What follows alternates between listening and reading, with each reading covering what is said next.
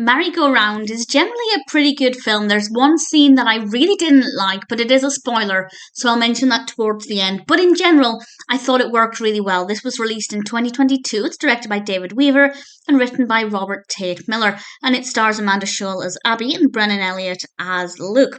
And Amanda is about to get married, but it turns out that her divorce to Luke was never finalised, so she has to go back to her hometown and appear in court to get the divorce finalised so she can then get married.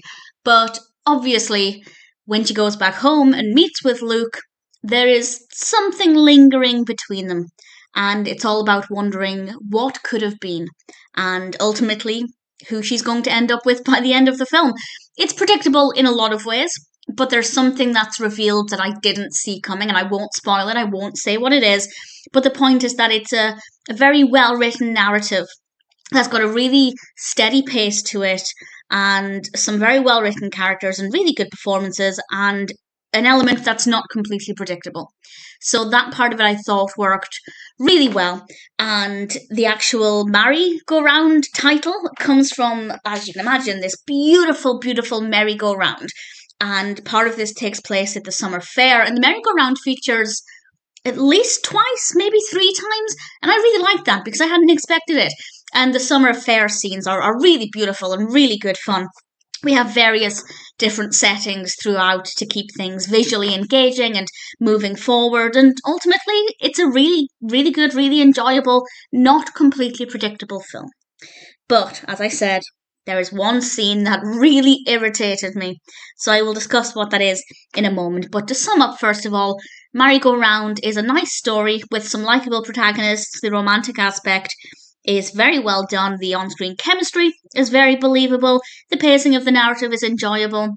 I always felt like we were moving forward, and every now and then they'd throw something in that I hadn't quite predicted. If you're looking for a rom-com that you haven't seen and this one sounds like it would appeal to you, I definitely recommend it. I am now going to spoil it though. Something happens right towards the end that really irritated me. I liked the sentiment and I liked the message they were trying to get across, but I wish they'd done it in a more believable way. So this is a huge, huge spoiler. Right at the end of the film, they realise neither of them wants to get a divorce. And they both go to the courthouse, but there's now another session in progress because actually the papers had already been signed. Luke had already signed them earlier that morning. Abby never got the message.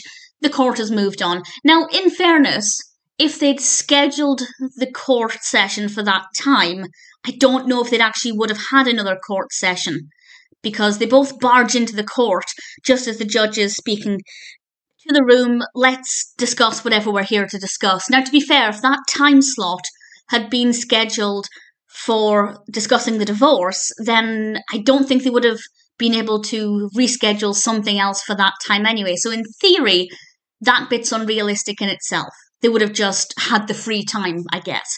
So them barging into the room while there was a different session in progress is unrealistic. But what's even more unrealistic is the judge letting them talk and discuss this while there's something else going on in that courtroom.